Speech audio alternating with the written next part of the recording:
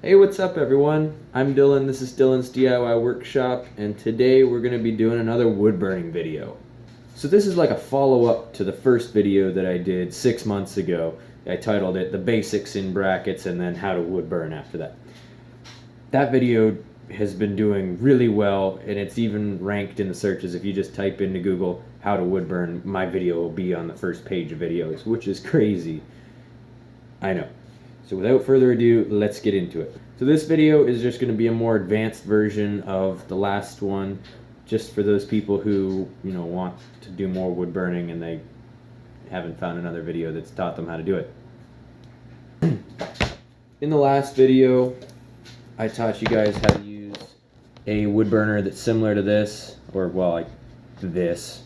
Basically, it's like a soldering iron. You plug it in, it heats up, you burn the wood because it's a hot piece of metal. Now that'll work perfectly fine. Go ahead and use that. However, this is what I'm going to suggest everybody go out and buy. I know it's really expensive, but it's 100% worth it. This is probably one of the best tools that I've ever owned as far as anything goes. Anyways, you could do a lot more detailed things, like, even just look at that tiger that's on the machine itself. Like, come on, who would put a tiger on there if you couldn't make a tiger with it? So yeah, hopefully I'll be teaching you guys some more techniques, going over some of the things that were in the basics video, just to refresh the memory and show you guys some new detail things. So yeah, I'm sorry if I mess any of this up. It is 4 o'clock in the morning. Now that we got all that out of the way, let's do some wood burning. Here goes a list of the things that you're going to need to be able to do the things that I do in this video. Okay, so first off, you're going to need a piece of wood. That's the most important thing because you can't do a wood burning without wood. The next thing you're going to need is a scrap piece of the exact same kind of wood, just to do whatever tests you need to do, like a test pattern, or you want to make a different kind of gradient or something, or shade, or whatever you want to do. You can test it out on this to see if it'll work before you go ahead and commit to your final piece. The next thing you'll need is a wood burner. Like the last video, I showed everyone how to use this one. If you're going to do something more advanced like what I'm going to show you in this video, you're probably not going to be able to get away with it with this. If you're really talented, I'm sure you could. If you had crazy amounts of patience, you'd probably be able to do it. Now, there are tips for this type of wood burner that look similar to an X-Acto knife blade, like this, and they just fit in here, and then you'd have a very small edge tool to burn lines with. I've never personally used one of those. I can't say whether they work or not. Just looking at it, I'd say yeah, it does, but I can't really say for sure whether or not it'll work for you guys. So instead of using this video, I'm going to be using the Razortip SSD10 wood burning system. The next few things you might not necessarily need. If you want to go ahead and just draw on here what you're gonna wood burn, go ahead. If you're like me and you're not so talented, or you don't have the patience to do that, you could either have somebody else draw you a picture, or print a picture, or something like that. I got my friend to draw this for me because she's way better at drawing than I am, and I really didn't want to draw it because I don't like drawing people. Next thing you're going to need is some transfer paper. This is, as far as I know, carbon paper. I told everyone to use this in my last video, but I got some comments saying you shouldn't use carbon paper because it can be toxic when burned, or is toxic when burned. And instead you should use graphite paper. I don't know how true this is. I just know that this is what came in the wood burning kit that I got when I was a kid. And, I'm still alive, still breathing, everything's okay, so I think that this is okay.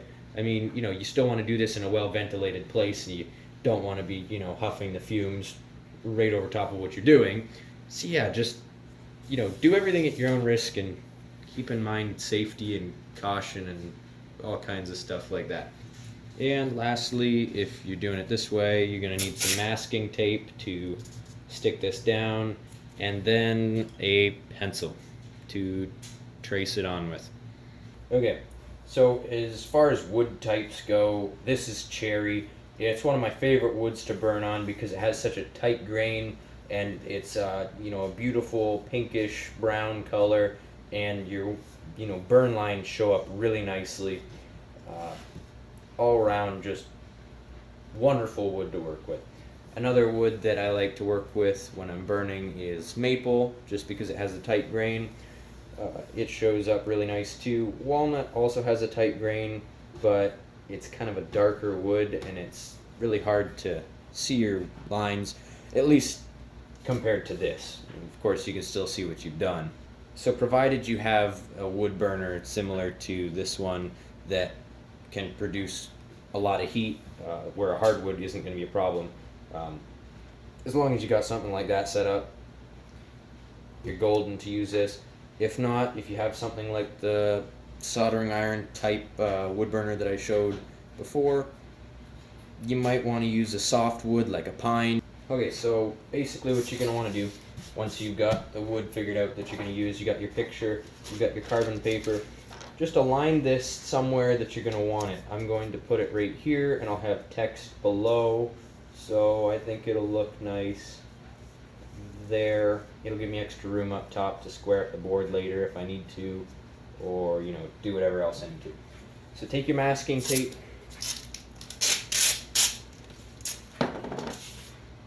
got it laid down where you want.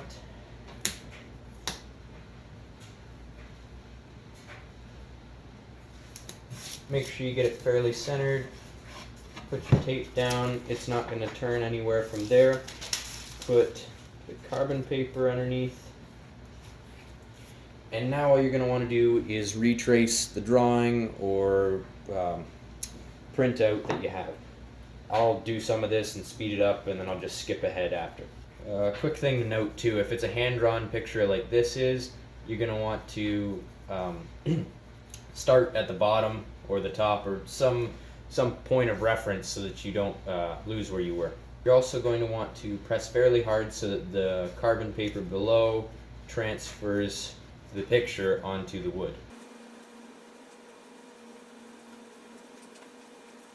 So you'll be left off with something like that. Make sure you check before you peel the masking tape off. Make sure you check that everything's there the way it's supposed to be. If you're missing a line here, you're like, oh, there's the line. You just put the carbon paper back under and trace it on. As for me, everything looks in order. After that, just go ahead and peel the masking tape off.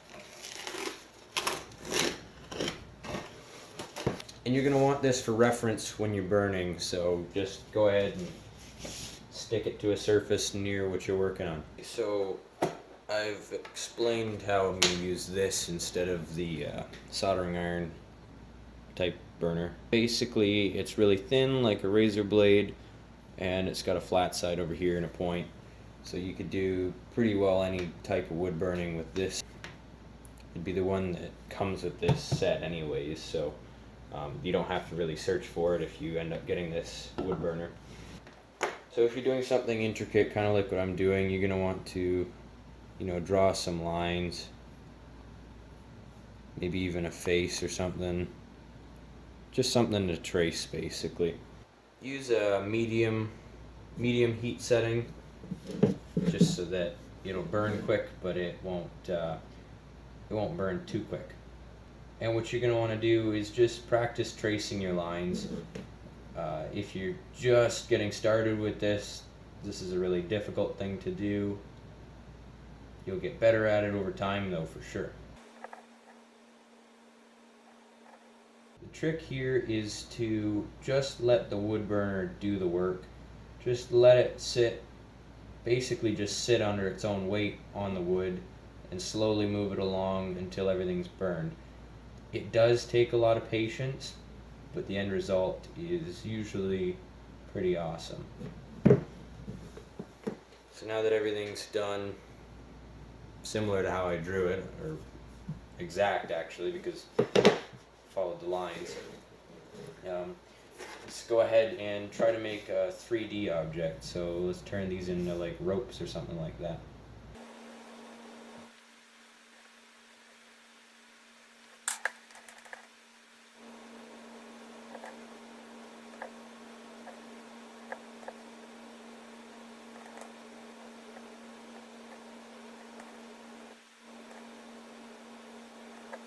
So if there's lines that you don't like after, usually you can just erase them. If you can't erase them, use sandpaper. So there's some now rope looking things. Another thing that you can do with this specific wood burner a lot easier is shade. So there's different ways of shading. You can just kind of go from dark down here to light in the middle to dark on the other side, similar to how you'd shade like a cylinder, I guess in this specific case. You can turn your heat setting down to just basically make shading easier. What you want to do is turn it down and then kind of make light circles over top of an area until it's the desired darkness. If you get really good at it, you don't have to turn the heat down, you can just move quite a bit quicker.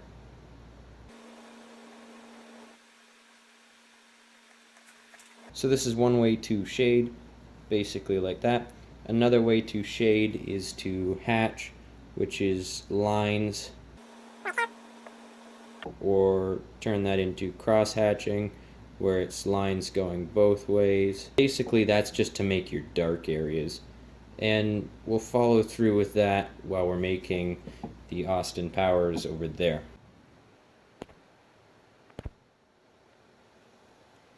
Okay, so now that we've pretty well gone over what's new in this video, basically finer lines and shading techniques. You got just a gradient here where it's darker and lighter, and you do that by moving quicker or lowering the heat setting.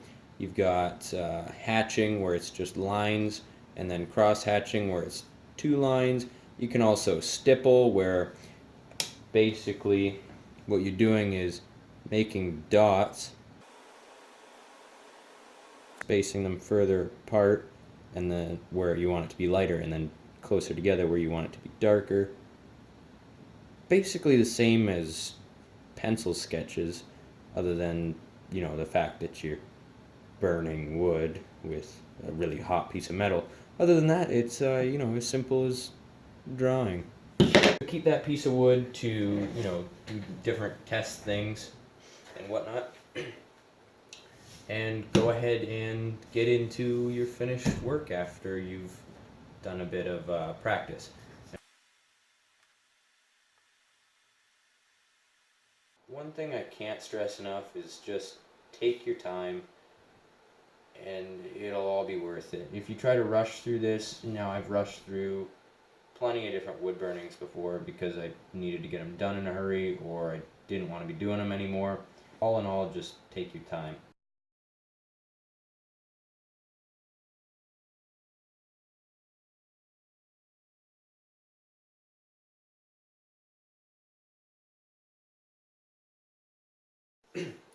If you want this to be quicker, you can always turn the heat setting up. Right now on my wood burner I've got it set to 6. You can run it as high as you want. Just be careful at high temperatures, because I have broken one of these because they do get really brittle when they get super hot. One thing to watch out for though when you do that is this does get red hot, but when you're burning, you burn your line.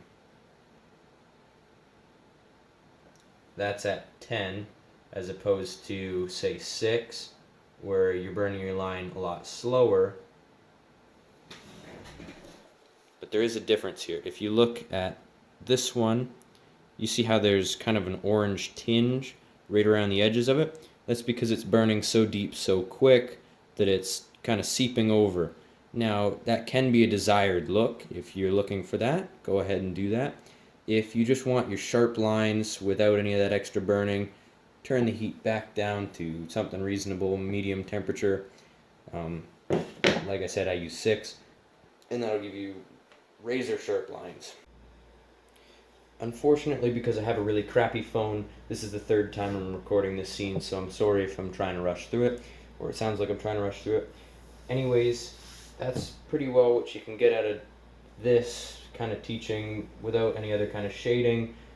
That's what you would end up with, and I think that's pretty good. I'm going to do some more shading to it after, but this is what we're going for as a result from this video. One other thing I want to teach you guys is how to erase a line. If you have a line that you really don't want, you can take a V tool, kind of like a carver's gouge like this, and just take it and go underneath of the line that you have that you don't want. Just like that, and it's gone. You can make that shallower by running the gouge across it on the side and then sand it out like this. And by the time you do the rest of the burning around this area, you're not going to see that there's a gouge there. That's one way of erasing a line. Another way is just sand it out, or if there's a shading that you don't like, you can sand that out as well. So I'm going to go over what I hope we've all learned through this video. How to make sharper lines than the last video where I just kind of used the soldering iron style wood burner and showed you guys how to make a flower. So the sharper lines, and then also the same shading as before where it's just darker in one spot, lighter in another. Then there's the hatching where it's only lines going one way, cross hatching where it's lines going two ways, and then stippling where it's just a bunch of dots. Also just now, how to erase a line, and then the basics again, how to tape down a piece of paper to a piece of wood, and then how to transfer it with the carbon paper, and then choices of woods. So that's everything you should have learned in this video. I hope you enjoyed it. Make sure to comment any questions you have. I love answering those. Share this video with some friends or family that might like it. And if you haven't already, hit that subscribe button. That's it for this video. Have a good one. We'll see you next time.